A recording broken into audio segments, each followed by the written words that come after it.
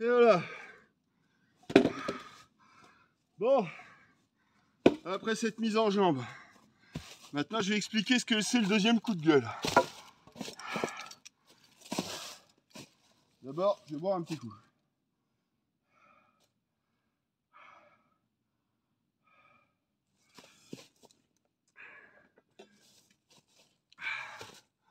Alors, le deuxième coup de gueule. Alors, c'est-à-dire que donc je passe par l'ONF en fait pour prendre mon bois. Donc l'ONF, Office National des Forêts. Donc il y a un forestier, c'est son métier que de tracer les lignes en disant ce qu'on a le droit de couper, ce qu'on n'a pas le droit de couper.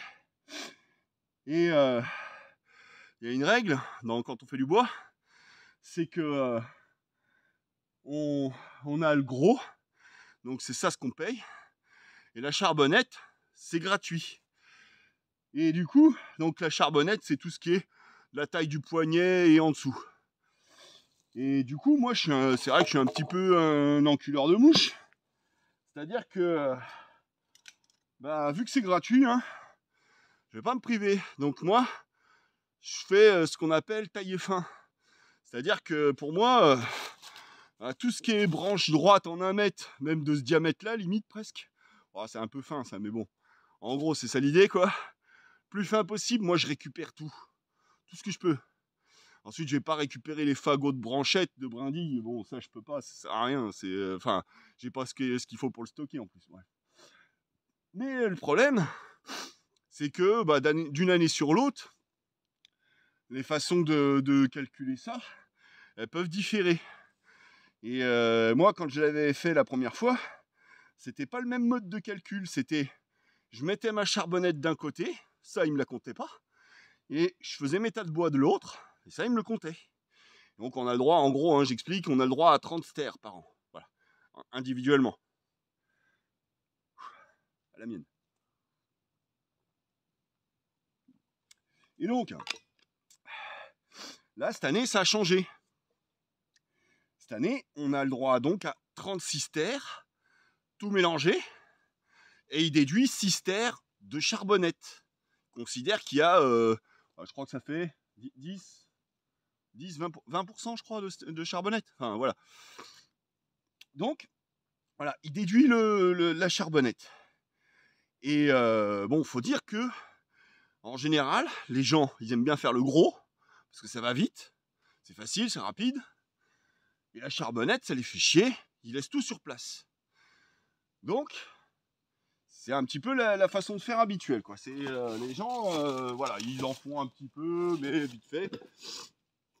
Et là, le truc, c'est que la charbonnette, vu qu'elle est déduite du total du bois, moi je me suis aperçu l'autre jour quand je suis venu, parce que là ça fait que quelques jours que j'ai repris le bois.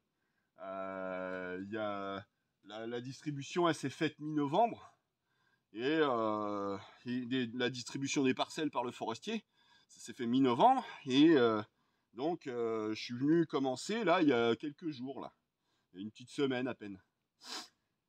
Et le truc, c'est que je me suis aperçu, en fait, quand j'ai commencé, que j'avais plein de grosses branches, donc de charbonnettes, toutes les têtes d'arbres, en gros, qui étaient sur ma parcelle à moi.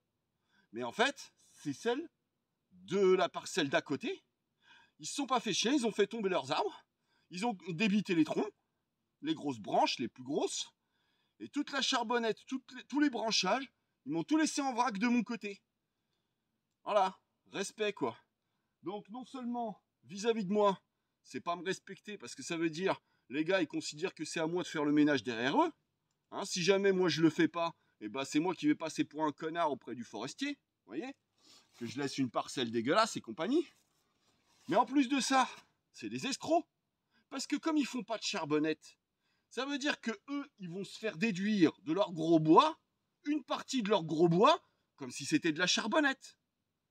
Ça, c'est voilà, c'est ce genre de petites escroqueries de paysans de mes fesses que moi je peux pas supporter. Les mecs, ils sont tout le temps en train de chialer que oui, on est pauvre, on n'a pas de thunes, on n'a pas ceci, on n'a pas cela. Ils sont propriétaires de fermes qui valent des millions et ils te font des petites escroqueries comme ça sur le dos de tout le monde. Sur le dos des mecs comme moi. Voilà, ça c'est pas honnête. Et ça c'était mon coup de gueule du jour aussi. Parce que, surtout qu'en plus, ils ont la technique les gars. Hein. Plutôt que de faire, moi regardez, moi je suis en train de faire un beau ster là. 1 mètre sur 1 mètre sur 1 mètre. Voilà. Moi je te fais des sters carrés. Le forestier quand il passe, il a juste à compter combien il y a de tas. Et c'est bon. Eux, ils te font des mini-tas, des moyens tas, des gros tas. Comment tu veux compter quoi que ce soit là-dedans? C'est fait exprès pour compter sur la générosité du gars, pour qu'il se dise, bon allez, c'est bon, j'arrondis. Hein? Et comme ça, ils y gagnent encore un petit peu plus. Et en plus, je reviens sur encore le truc. La grosse hypocrisie des mecs, c'est qu'à la base, ils voulaient... quand on a eu la distribution des parcelles, ils voulaient tout nettoyer. Ils disaient, ah non mais attends, regarde, moi je vais te faire tout nickel, il va rien rester, tout... Le forestier leur a dit, hop, du calme les gars là, du calme. Non, vous touchez à rien, vous laissez les petits arbrisseaux là où ils sont, vous laissez tout comme c'est très bien. Non, on touche à rien. Mais par contre, à côté de ça, ils se gênent pas pour me laisser emmerdier leur branchage. Voilà, ça c'est une façon de faire, voilà, que je trouve c'est limite, franchement. Hein. Franchement. Et le problème, c'est que, bon, là, voilà, moi je gueule par rapport à cette affaire-là. Mais regardez dans la société autour de vous. Tout le monde fait comme ça. Qui c'est qui est honnête dans cette société, sérieusement? Qui c'est qui fait les choses honnêtement? Proprement, carré. T'essayes de bien bosser pour ton patron. Ton patron, il va t'enculer comme si t'étais rien que de la merde. Voilà ce qui se passe. Il va te traiter comme un chien.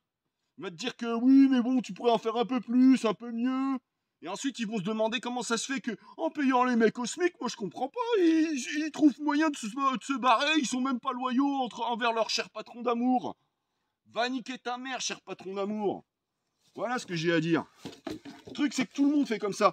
Tout le monde veut non seulement être respecté dans la vie, mais pouvoir enculer les autres chaque fois qu'il en a l'occasion. Parce que là, moi je parlais des patrons, mais les employés, vous croyez qu'ils sont mieux? Moi j'ai bossé dans des boîtes, les gars. C'était l'été, c'était 2003, c'était la grosse canicule. Donc on commençait à 5h du mat. Et bah, qu'est-ce qui se passait? Je venais avec mes collègues qui étaient des seniors dans la boîte, moi j'étais un junior. Je venais avec mes collègues, et bah les gars, vous croyez quoi? Non mais attends, on fait la sieste là, tranquille, hein, on commence pas avant 6h. Attends, tu crois quoi là? Ça c'est les petits carreaux en plus dans la piscine du patron que t'es en train de faire là quand tu viens bosser comme ça. Quelque part, ils avaient raison. Mais n'empêche, c'est un comportement de fils de pute. Parce que t'es pas honnête. Et ensuite, comment, quand t'es pas honnête, tu peux venir te plaindre de la malhonnêteté des autres? De quel droit? En quoi est-ce que t'es légitime? Voilà ce que je veux dire, moi. Donc, ouais, il y a plein de trucs, moi, qui me foutent les nerfs dans cette société. Plein de trucs. Enfin, bref. Bon, je continue mon boulot parce que ça va pas se faire tout seul.